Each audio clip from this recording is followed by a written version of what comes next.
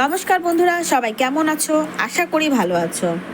আজকে এই মেঘলা ওয়েদারে আমি আর রানীদি মিলে একটু ঘুরতে বেরিয়ে পড়লাম। তা কোথায় যাচ্ছি সেটা তোমাদের সাথে পুরোটা শেয়ার করব। চলে এসেছি প্রিন্সেপ ঘাট। প্রিন্সেপ ঘাট এখন এসেছি প্রায় 4:11 ট্রেনটা ধরেছিলাম ক্যান্টনমেন্ট থেকে, 5:30টার মধ্যে পৌঁছেও গেছিলাম। এই যে প্রিন্সেপ ঘাটে চলেই এসেছি। পুরো ভিডিওটা কেটে কেটে দেখাতে হচ্ছে কারণ বৃষ্টি পড়ছে, পুরো ফোন ধরে রাখতে পারছি না। রাতে ফোনে জল পড়ে যাচ্ছে, ফোনটা নষ্ট হয়ে যাওয়ার সম্ভাবনা থেকে যাচ্ছে। তাই জন্য আমি যতটা কেটে কেটে ভিডিও করতে পেরেছি ততটাই তোমাদের সাথে শেয়ার করছি। আমি ভেবেছিলাম যে আমরাই দুজন আসছি, এই ওয়েদারে হয়তো আমাদের মতন পাগল কেউ নেই যারা বেরাবে, কিন্তু এইখানে এসে দেখছি না, আমাদের মতন পাগলের সংখ্যা প্রচুর কলকাতায়। কারণ এতটা ভিড় ছিল প্রিন্সেপ ঘাটে, শুধুমাত্র কাপলস না, ফ্যামিলিরাও ছিল, অনেক ফ্যামিলি ছিল, তারা ছোট ছোট বাচ্চা নিয়ে এসেছে।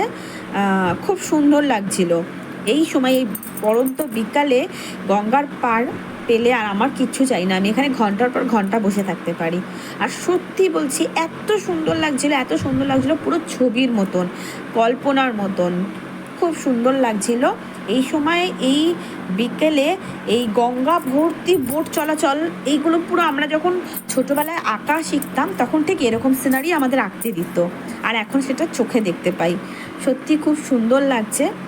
আমরা প্রিন্সেপ ঘাটের থেকে বাবুঘাটের দিকে হেঁটে যাচ্ছিলাম, কারণ আমরা একটু গঙ্গা আরতি দেখবো এরকম মাইন্ড নিয়ে এসেছিলাম। তো আমরা নেমেছিলাম প্রিন্সেপ ঘাটে, কিন্তু হেঁটে হেঁটে বাবুঘাটের দিকে যাচ্ছিলাম। যেতে গিয়ে এই মন্দিরটা চোখে পড়লো, গঙ্গার ধারে একটা মন্দির, আর সেটাও এতটা পরিষ্কার।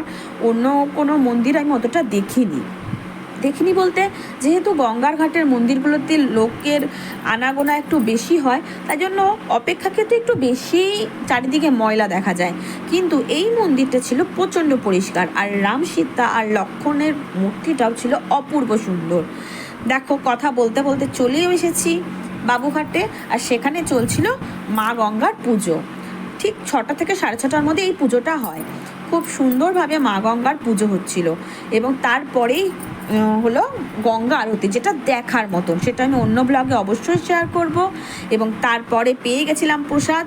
হাতে প্রসাদ পাওয়ার সঙ্গে সঙ্গে দেখলাম ট্রেনও ঢুকে পড়েছে, এবং দৌড়ে ট্রেনও ধরে নিয়েছি, আর ট্রেনের মধ্যে বসেই প্রসাদ খেয়েছি। আসার সময় একটু ভূতনাথ দর্শন করেছিলাম।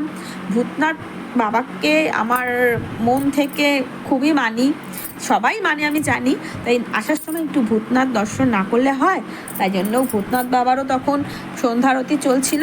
এবং ভিডিওটা আজকে এই পর্যন্তই।